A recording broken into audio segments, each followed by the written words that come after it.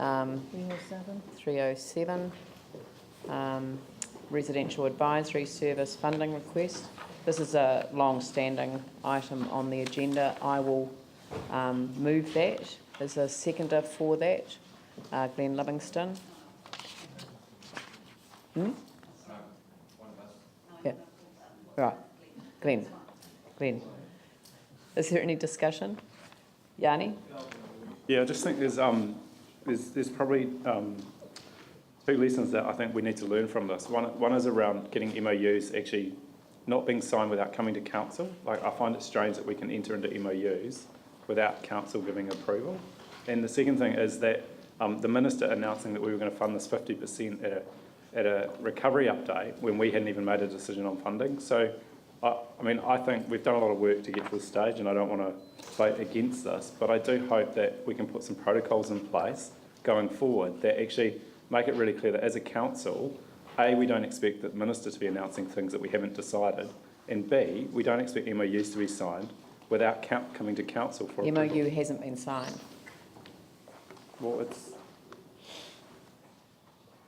became effective on the 16th of May, was it? 2013. Did we sign it? So, No, it's never been signed okay. by us. It wasn't signed. Well, why hasn't it come to us then? I don't think we've signed it. Okay, so we haven't signed it, but it's been in effect and it's expired.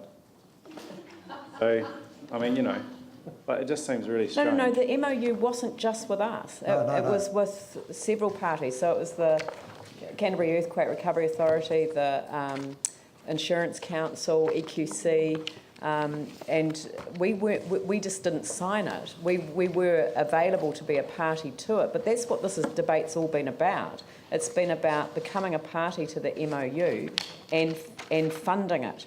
And the amount that we were expected to contribute to the Residential Advisory Service was higher than this amount.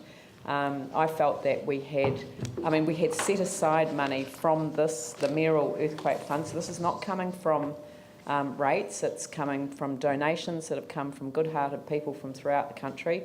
And we did make a commitment. But look, I'm totally going to agree with what you said about lessons learned. And the lessons learned are that if we are to make an approach to central government about something that we want to achieve, then we have to set some criteria around how that will be achieved, and it has to be developed as a partnership, not as simply an add-on stakeholder, which is ultimately what we ended up being.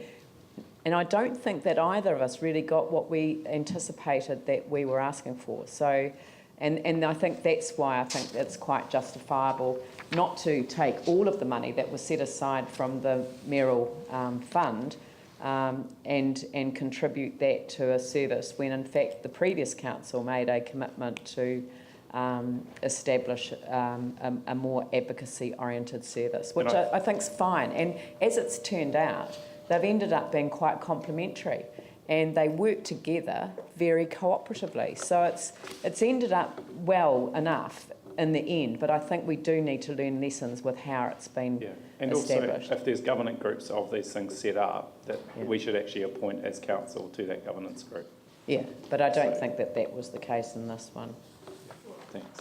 Yeah. All right, I'll put that motion. All those in favour say aye. Those opposed say no. That's carried. Thanks very much.